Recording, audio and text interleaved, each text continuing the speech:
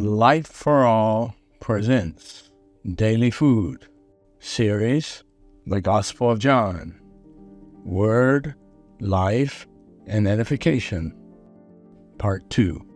Title of Book 5, I Have Appointed You to Bear Fruit, by Pedro. Week 4. The Glorious Unity Between God and Man. Tuesday. Man brought into the glory of God. Read with prayer. O Father, glorify me together with yourself. John chapter 17, verse 5.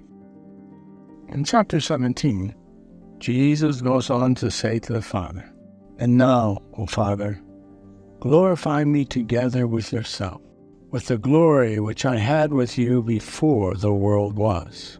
Verse 5. In what way could the man Jesus, the Word who became flesh, verse 114, be glorified by God?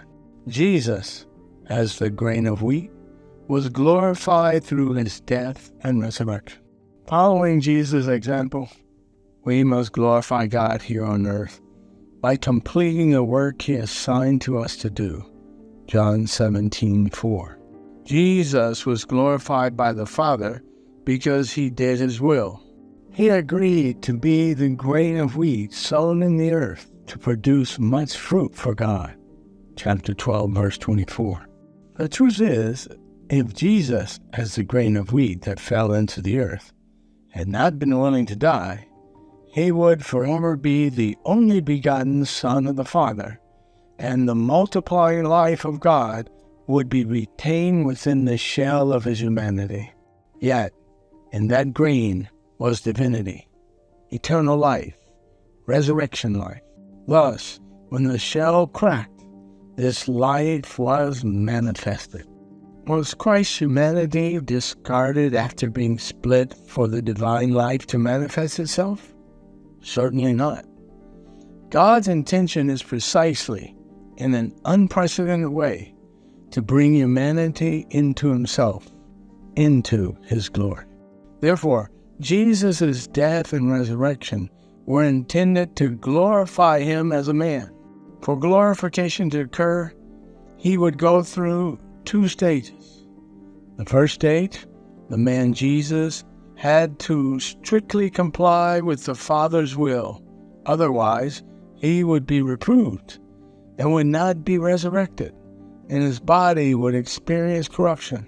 However, our Lord is the man approved by God. Acts chapter 2, verse 22.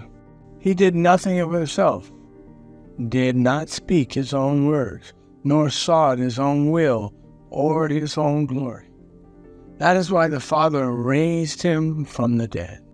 In the second stage, Jesus' humanity would be brought into God and be absorbed by the divinity and the glory of the Father. To this end, he prayed, O Father, glorify me together with yourself. John chapter 17, verse 5. Here, the Son asked the Father to glorify the man Jesus with the Father himself. This request was granted at the time of his resurrection, when God glorified the man Jesus and thus made him his firstborn Son. In the resurrection, the Son, until then the only begotten, 1 John chapter 4, verse 9, became the firstborn Son of God. The author of Hebrews, when he makes the reference to the Father's decree in 2nd Psalm, brings light to this matter. For to which of the angels did he say, You are my Son, today I have begotten you? And again, I will be to him a father, and he will be to me a son. But when he again brings the firstborn into the world, he says, Let all the angels of God worship him. Chapter 1, verses 5 and 6. Jesus was the first man crowned with glory and honor, to lead the other children of God also to glory and honor. Chapter 2, verses 7 through 10. Through suffering, Jesus was glorified in the resurrection and was given the responsibility of bringing us into the glory of God.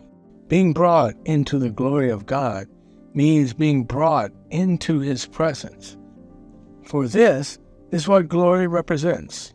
Now it came to pass, as Aaron spoke to the whole congregation of the children of Israel, they looked toward the wilderness, and behold, the glory of the Lord appeared in the cloud.